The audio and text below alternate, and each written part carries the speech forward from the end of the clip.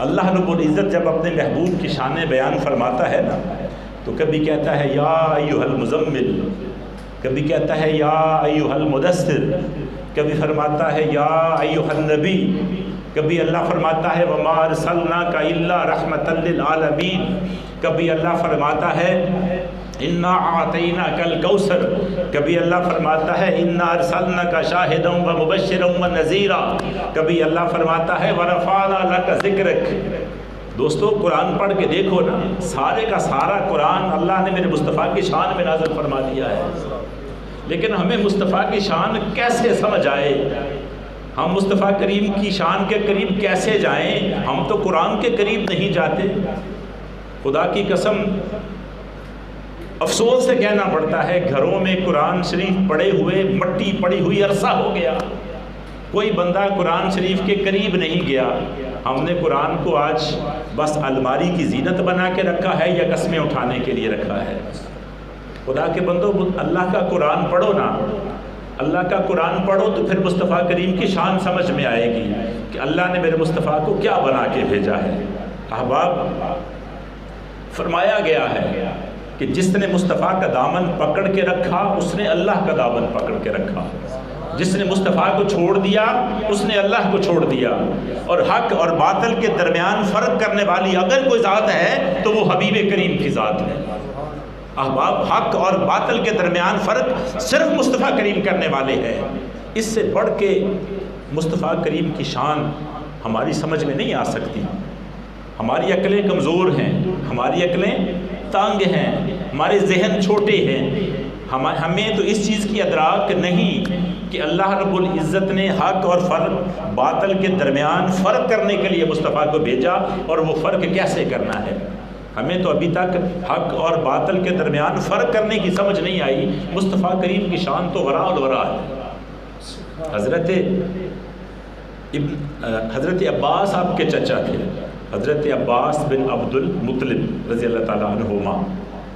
کسی نے حضرت عباس سے پوچھا کہ یا حضرت ایما اکبر انت ام النبی صلی اللہ علیہ وآلہ وسلم، عرض کی گئی یا حضرت آپ بتائیں کہ آپ بڑے ہیں یا رسول خدا بڑے ہیں۔ پوچھا کس سے جا رہا ہے؟ امام الانبیاء کے چچا حضرت عباس سے، یقیناً عمر میں بڑے چچا ہیں۔ پوچھا کیا گیا؟ ایما اکبر انت ام النبی صلی اللہ علیہ وآلہ وسلم، آپ بڑے ہیں یا نبی بڑے ہیں؟ تو سنی حضرت عباس کیا کہتے ہیں، آپ فرماتے ہو اکبر منی وانا ولدت قبلہ، فرمایا بڑے تو وہی ہیں لیکن میں ذرا پہلے پیدا ہو گیا تھا۔ حضرت عباس آپ کے چچا، ان سے پوچھے نا مصطفیٰ کریم بڑے ہیں یا آپ ہیں؟ وہ کہتے بڑے تو وہی ہیں لیکن میں ذرا پیدا پہلے ہو گیا تھا۔ یہ نہیں کہا کہ میں ان سے بڑا ہوں۔ سارے اونچوں میں اونچا سمجھیے جسے، ہے اس اونچے سے اونچا ہمارا نبی، اور سارے اچھوں میں اچھا سمجھیے جسے، ہے اس اچھے سے اچھا ہمارا نبی۔ حضرت انس رضی اللہ تعالیٰ عنہ امام الانبیاء سے ارشاد فرماتے عرض کرتے ہیں یا رسول اللہ صلی اللہ علیہ وآلہ وسلم، کیا آپ ہماری شفاعت فرمائیں گے؟ تو تاجدار کائنات پتہ کیا ارشاد فرماتے ہیں؟ آپ فرماتے ہیں انا فاعل، فرمایا میں ہی تو ہوں شفاعت فرمانے والا، اور کون ہوگا جو شفاعت فرمائے گا؟ تو حضرت انس کہتے ہیں یا رسول اللہ ہم آپ کو کہاں پائیں گے آخرت میں؟ یا رسول اللہ آخرت میں آپ ہماری شفاعت فرمائیں گے تو یا رسول اللہ آپ ہمیں آخرت میں کہاں ملیں گے؟ تو امام الانبیاء نے ارشاد فرمایا عند الصراط، پل صراط کے اوپر۔ تو حضرت انس رضی اللہ تعالیٰ عنہ آپ پھر سوال کرتے ہیں یا رسول اللہ آپ پل صراط پر کیا کر رہے ہوں گے؟ دیکھیے صحابی رسول مصطفیٰ کریم سے محبت میں سوال کر رہے ہیں ہمارے لیے، ہمیں پتہ چل جائے کہ پل صراط پر ہونا کیا ہے۔ وہ جو پل صراط بال سے باریک ہے، تلوار سے تیز ہے، اور وہاں پر اندھیرا رات سے زیادہ اندھیرا ہوگا۔ حضرت انس پوچھتے ہیں یا رسول اللہ آپ پل صراط پر کیا کر رہے ہوں گے؟ تو امام الانبیاء ارشاد فرماتے ہیں میں نے آستینیں اکٹھی کی ہوں گی، ایسے جنہیں وہ باما ٹونگ لینے ہیں نا، سرکار فرماتے ہیں میں باما ٹونگی ہوئی ہوں سن۔ پھر فرمایا میں نے اپنا دامن باندھا ہوگا، کپڑے لپیٹے ہوں گے۔ یا رسول اللہ پھر کیا کر رہے ہوں گے؟ آپ فرماتے ہیں میں اپنے امتی کو کمر سے پکڑ پکڑ کر پل صراط سے اٹھا کے آگے پھینکا۔ قربان نہ جائیں ایسے نبی کی رحمت للعالمین ہونے پر. امتی گرتے ہوں گے پل صراط پر. آپ آنکھیں بند کر کے اندازہ کریں نا، وہ بال سے باریک، تلوار سے تیز، ہر طرف اندھیرا. تو امام الانبیاء کی شان دیکھو، اپنے امتی کے لیے باما ٹونگ کے کپڑے کٹھے کر کے پل صراط پہ کھڑے ہوں گے، چاچا کے امتی نوکے سٹ رہے ہوں گے. امام احمد رضا فرماتے نا کہ اب پل سے وجد کرتے گزریے رضا کہ ہے رب سلم صدائے محمد. اب پل صراط پہ امام احمد رضا فرماتے ہیں وجد کرتے گزریے، دوڑ کے گزریے. کیوں کہ اللہ رب العزت کے لیے کے سامنے مصطفیٰ کریم رب سلم امتی، رب سلم امتی کی صدائیں لگا رہے ہیں. یا اللہ میری امتی کی خیر ہو، یا اللہ میری امتی کی خیر ہو. آپ دیکھیں نا پل صراط پر جو بڑا مشکل ترین مرحلہ ہے، امام الانبیاء اپنے غلاموں کے لیے دعائیں فرما رہے ہیں، یا اللہ میری امتی کی خیر ہو. تو پھر کیسے خیر نہ ہوگی؟ اللہ نے مصطفیٰ کریم کو تو رحمت للعالمین بنا کر بھیجا ہے. آپ کی شان براء الورا ہے. اب غزوہ بدر کی طرف دیکھیں نا، 313 صحابہ ہیں، 1000 کا لشکر ہے سامنے. اور امام الانبیاء جب میدان میں گئے نا تو آپ نے نظر اٹھا کر اوپر دیکھا تو اللہ رب العزت نے 5000 فرشتہ مصطفیٰ کے سپاہیوں میں شامل فرما دیا. سامنے والا لشکر کفار کا کتنا ہے؟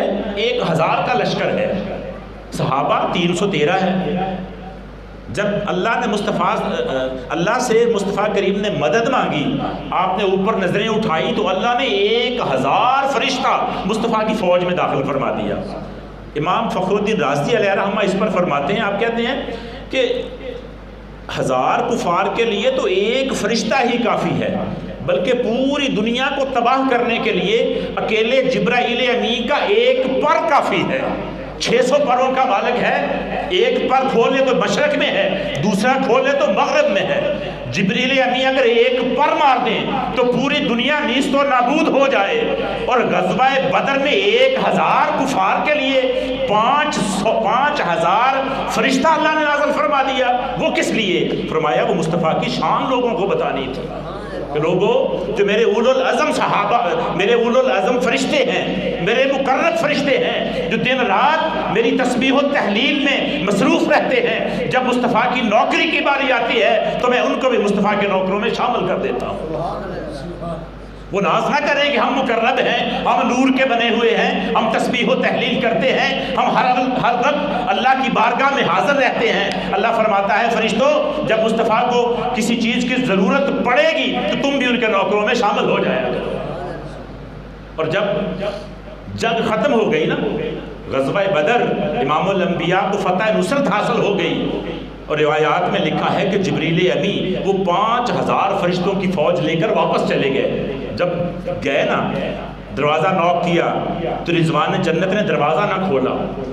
تو جبریل امی کہتے ہیں رضوان جنت سے یہ پہلی دفعہ ہوا ہے کہ میرے لیے جنت کا دروازہ بند ہوا ہے. دروازہ کس لیے بند کیا گیا؟ رضوان جنت کہتا ہے مجھے نہیں پتا، بس اللہ کا حکم تھا کہ دروازہ بند کر دو، ملائکہ اندر داخل نہ ہو.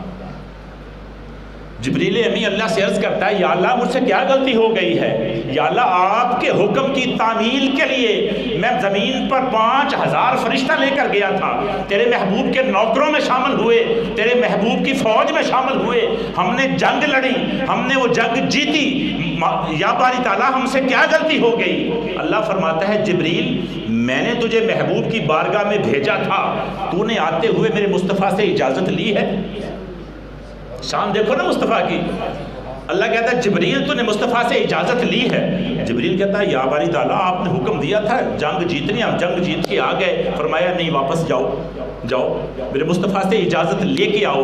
اگر مصطفیٰ اجازت دیں تو پھر عرش اولا پہ آنا، پھر جنت میں آنا. اب جبریل ابھی مصطفیٰ کی بارگاہ میں حاضر ہوتے ہیں. سرکار نماز پڑھ رہے ہیں، سرکار نماز پڑھ رہے ہیں.